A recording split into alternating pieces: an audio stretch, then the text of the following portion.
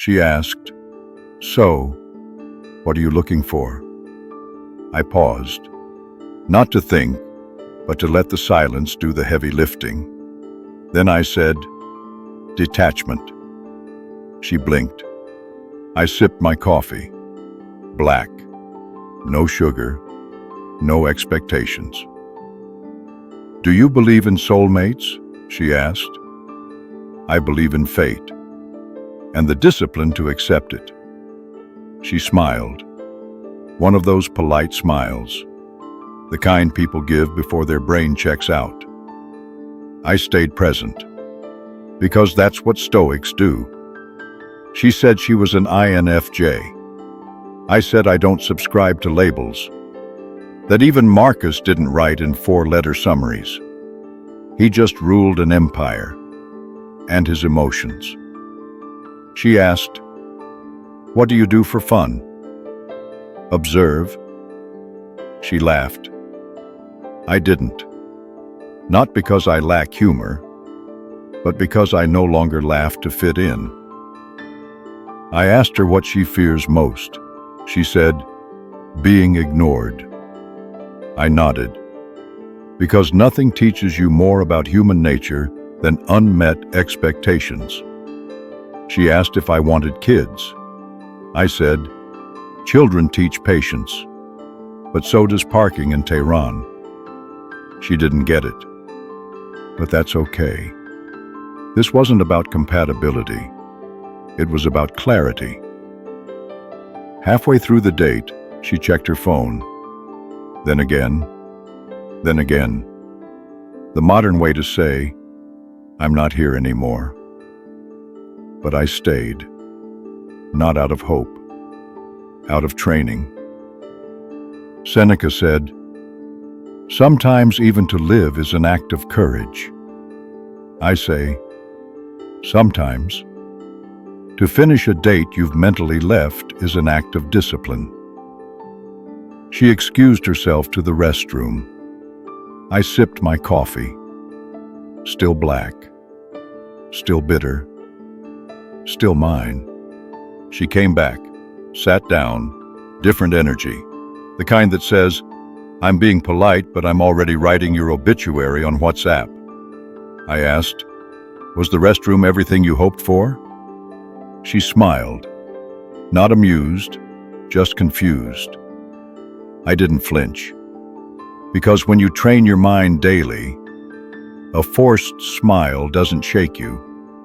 She said, "So, are you always this intense?" "No. Sometimes I'm worse." "Kidding?" "Observing." She looked at the menu like it could save her. I looked at her like she was still trying to win something.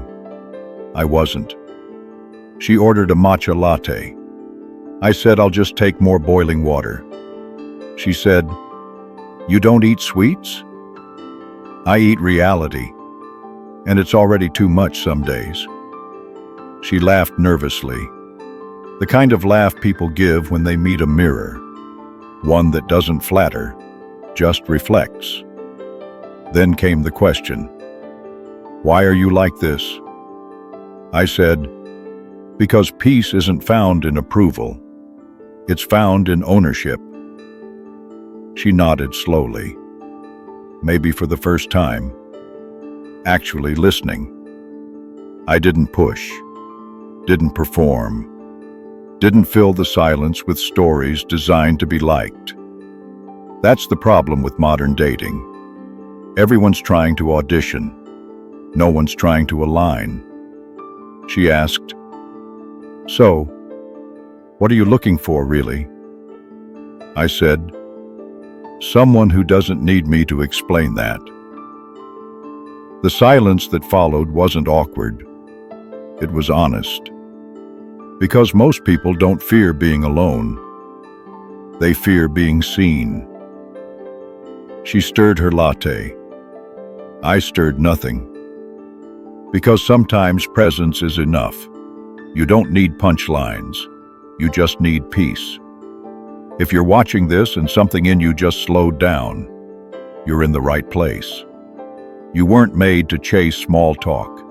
You were built to withstand silence, to hold your truth without needing applause. This space isn't for everyone, but maybe it's for you. Inner fort, not for the loud, for the grounded. The bill came. Waiter placed it quietly, as if it were a test. I didn't rush to grab it, because real power doesn't panic. I reached for my card, smooth, clean, minimalist, just like my expectations. Swiped, waited, beep, red light. Transaction failed. I nodded, not flinched, nodded, like a monk receiving bad news from a distant kingdom. She looked up. I didn't. I just said, "Interesting." Waiter asked, "Try again?" "No need. The universe has spoken." He smiled nervously. She sipped her matcha, like she didn't just witness a financial assassination. I pulled out another card. Same bank. Same fate. Declined. Again. Twice denied. Twice unbothered. "Maybe I was meant to fast today," I said. She half chuckled, but it was the kind of laugh that says, "This is hilarious, unless I have to pay." So she reached for her wallet. Pause. I put my hand over hers. "You don't have to rescue me. I'm not drowning. I'm remembering." "Remembering what?" she asked. "That discomfort is training, and embarrassment is a form of ego detox." She blinked. I smiled, but not the "I'm fine" smile. This is all part of the curriculum smile. The manager walked by, asked if everything was okay. I said, "Everything is exactly as it should be. I came here to drink coffee and be tested by life." He asked, "How do you want to resolve the bill?" Philosophically. He didn't laugh. She tapped her card, paid in full. No argument, no pride, just presence. "Next time," she said. I nodded, but we both knew there wouldn't be a next time. Not because it was bad, but because some connections are just mirrors. Quick, clear, complete. It's over. The date, the coffee, the social experiment. I'm walking home now, alone. Of course, not because it went badly, but because I expected nothing and received exactly that. A perfect match. The street is cold. The air is honest. No filters, no playlists, no small talk. Just me and the echo of my own thoughts. Did I mess it up? Should I have smiled more? Should I have paid? Then another voice, quieter, sharper. "You didn't come here to impress. You came here to observe. You didn't fail. You just didn't perform." And that's what makes it uncomfortable for them. Most people aren't used to presence. They're used to packaging. They want charm, not clarity, laughter, not silence, validation, not vision. But I didn't offer those. I offered truth, filtered through stillness, delivered without decoration. And maybe that was the problem. Or maybe That was the point. I passed a couple on the sidewalk, arguing about dinner plans. He wanted pizza. She wanted something lighter. They weren't fighting about food. They were fighting for control. I kept walking. "Not my chaos," I whispered. A man bumped into my shoulder. Didn't say sorry. I didn't react. Because when you've just had your card declined twice in front of a stranger, nothing else hits the ego quite the same. I checked my phone. No messages. No, "had a great time." No closure. Good. Because closure is a luxury of people who still need loose ends to feel secure. I don't. I just walk. Back to my own mind. Back to my stillness. Back to the inner fort that doesn't require anyone to hold the gate open. The walk got quieter. Not the street. My mind. It stopped yelling and started whispering. "You did fine," it said. Then it added, "Or did you?" I paused at a red light. Cars rushed past. People rushed past. But my thoughts stayed. Were you being wise? Or were you just hiding? Was that self-mastery? Or self-defense? I didn't answer. Because the real questions don't need answers. They need honesty. I thought about how I acted, controlled, detached, clear. But was it clarity or fear of being misunderstood? Was it presence or avoidance of vulnerability? I said, "I don't perform." But maybe part of me didn't know how. I thought of her.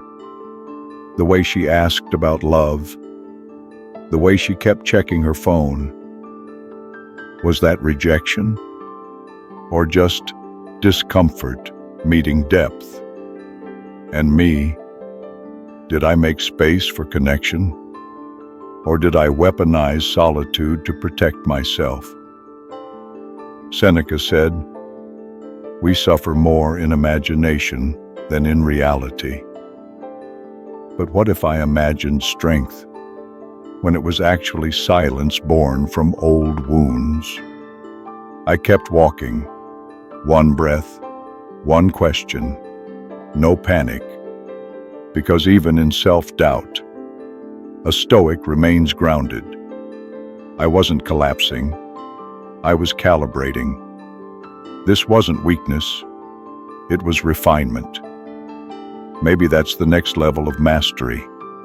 Not the control over others, but the courage to investigate yourself without shame, without ego, without running. Because even philosophies can become prisons if you forget why you entered them.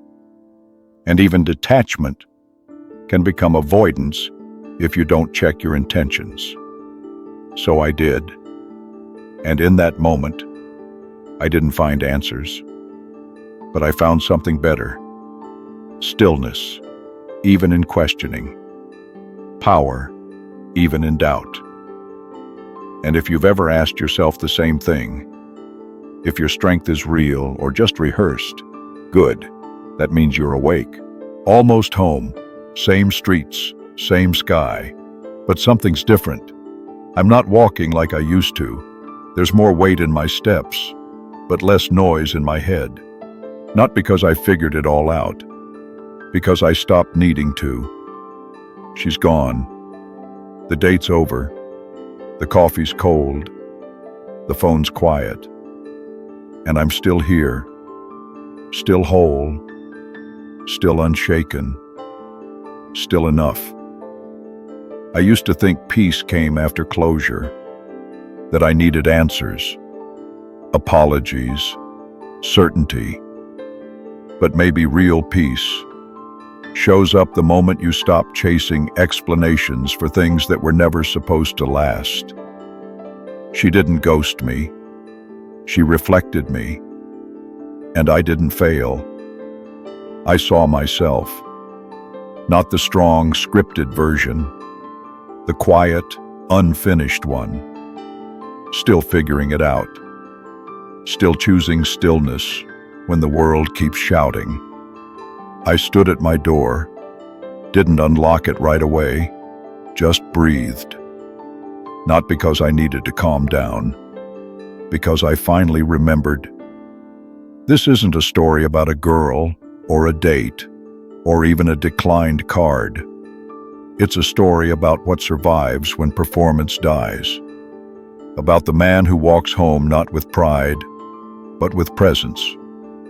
And if you felt even a piece of that, if something in you got quiet while the rest of the world kept scrolling, then you're already part of this. Watch the next video, not for answers, but to remember what it feels like to return to your own calm in a world built to break it. This is Inner Fort, not content, clarity, and we're just getting started.